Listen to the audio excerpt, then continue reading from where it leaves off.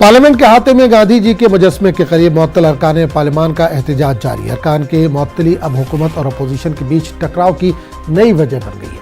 हुकूमत की जानिब से अरकान पार्लियामान से माफ़ी मांगने और आइंदा ऐवान की कार्रवाई में रखना न डालने का वादा करने को कहा जा रहा है, तो मुअत्तल अरकान माफ़ी मांगने को तैयार नहीं है। इन्होंने हुकूमत पर आवाज़ दबाने का इल्ज़ाम लगाया। मुअत्तल अरकान 50 घंटों तक एहतजाज करेंगे।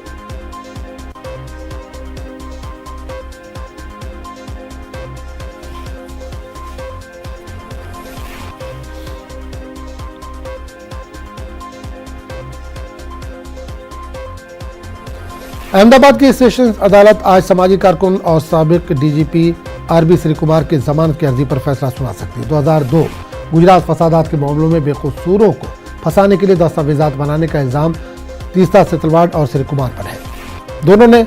दोनों पर लगाए गए इल्जामात की तरदीद की है। तीस्ता और श्री कुमार के अलावा इस मामले में साबिक IPS अफसर संजीव भट्ट भी मुल्जिम है। SIT का दावा है कि मुल्जिमीन उस वक्त की गुजरात हुकूमत को गैर मुस्तहकम करने की साजिश कर रहे थे।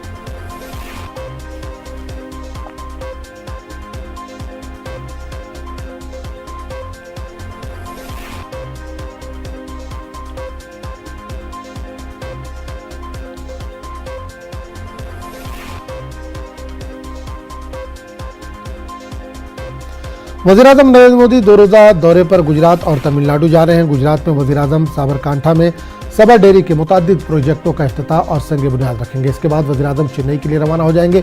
वहां शाम 6 बजे JLN इंडोर स्टेडियम में 44वें शतरंज ओलंपियाड का इफ्तिताह करेंगे।